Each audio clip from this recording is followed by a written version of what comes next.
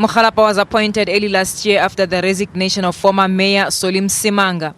But hardly a year later, his office is in shambles and he's now quitting. Pressure mounted against him following a leaked audio tape in which he was allegedly bad-mouthing colleagues while being intimate with former Transport MMC Sheila Sinkubuche. He's been on special leave since November. The ANC and EFF have sought to oust him and the city's speaker, Katlego Mathebe, from the council. Mokgalapa, however, remains unfazed about the sex tape. But he says stepping down will pave way for further progress. You have seen that FedEx and the FLC has made recommendations last week and has found nothing in terms of the so-called sex tape.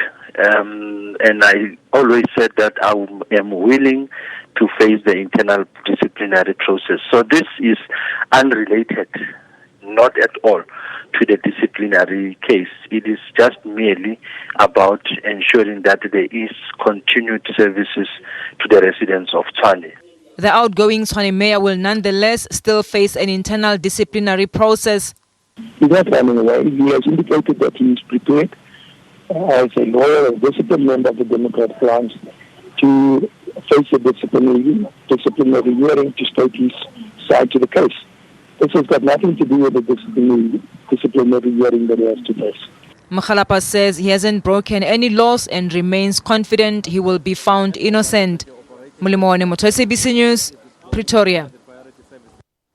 Well, for more on this story, we are now joined by the Gauteng DA leader, John Moodey, who joins us on the line. Good evening, John, and welcome to The Full View. This particular decision that has been taken by Stevens Mokgalapa, was it a decision that he took on his own, or was there within the party at least a push for him to take the fall before the party makes a final decision? Aldrin, we met with Stevens on Friday late afternoon. And I had met with Stevens, as individually, the two of us, on Thursday. Mm-hmm. And we had a look at the situation we found ourselves in as a party and himself as an individual in the city of Tshwane. And there was a number of permutations, or should I say, objectives that we needed to reach, and decisions that should have been taken or could be taken. Stevens Mokgalapa looked at the option, amongst others, and he indicated that he would consult with his family and that he'd get back to us. And this morning early, he gave me a call and he said, in the interest of the people of Tshwane and the party, and as well as himself, and the reputation of and the integrity of the position as mayor, he had decided that he would rather step down. What were those options that were put before him? Well, Alvin, is that Stevens could have just remained on, and he could have gone through the disciplinary hearing.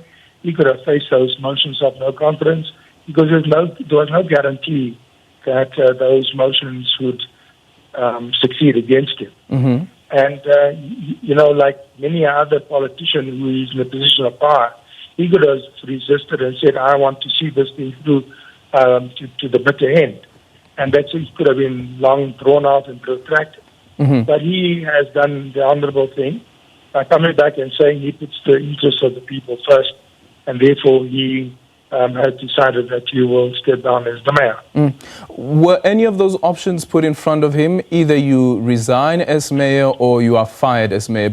And I based this on an article that was in the Sunday Times this morning, indicating that the federal executive had decided that his actions have brought the party into disrepute, and therefore those are the two options that must be placed before him.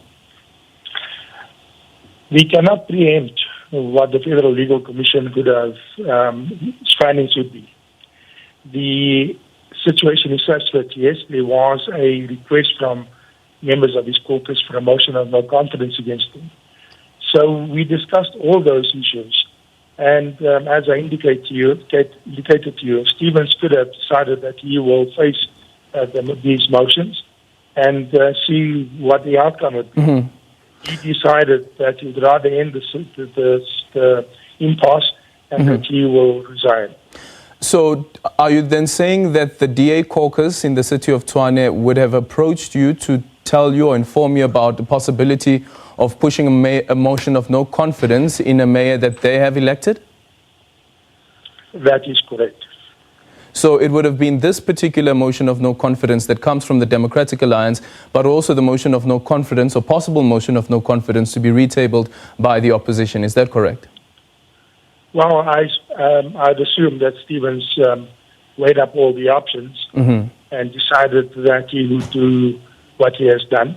And he could have stayed in that position and fought this thing and faced all these motions. But he decided that he would rather step down and preserve the integrity of the office. Did the Tshwane caucus at all inform you what the reasons were behind their possible push for a motion of no confidence in the mayor?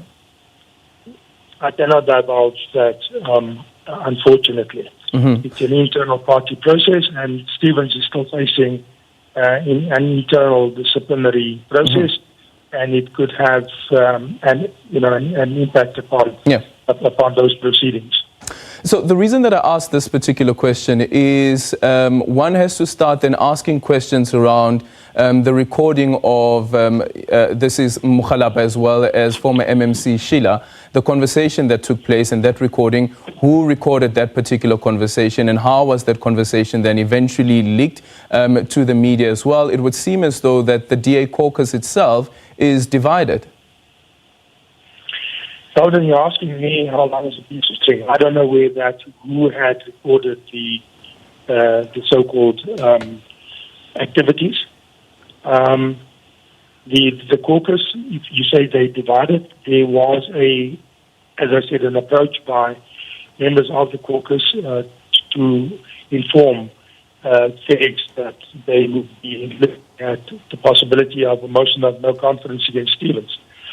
So, at the end of the day, that has been a very difficult situation that caucus has been finding itself in, especially with the shenanigans from the ANC and, of course, aided and abetted by Mr. Mahile, the MEC for Costa, trying to impose their will upon the outcome of motions of no confidence against Stevens himself as well as the Speaker, and nothing else but an attempted coup d'etat. Yeah. So, in the interest of the people of Tshwane, these members of caucus who have wanted to ensure that the stability in their midst as such, and also to bring stability to the administration. Okay. And Stevens may have weighed all those things up, and he's come to the conclusion that he'd rather step down and bring about that. Okay, just finally, in conclusion, we understand that he resigns towards the end of this month. Does this mean that he's back in the office tomorrow morning? I cannot say whether he will be back in the office tomorrow or not. He had indicated that he may want to extend his leave because he has personal things to deal with, especially since he has taken the step and decision. So we'll wait and see. Maybe later on tonight or maybe early tomorrow morning he'll be informing me about what decision he's taken as far as going back to work or perhaps extending his concern.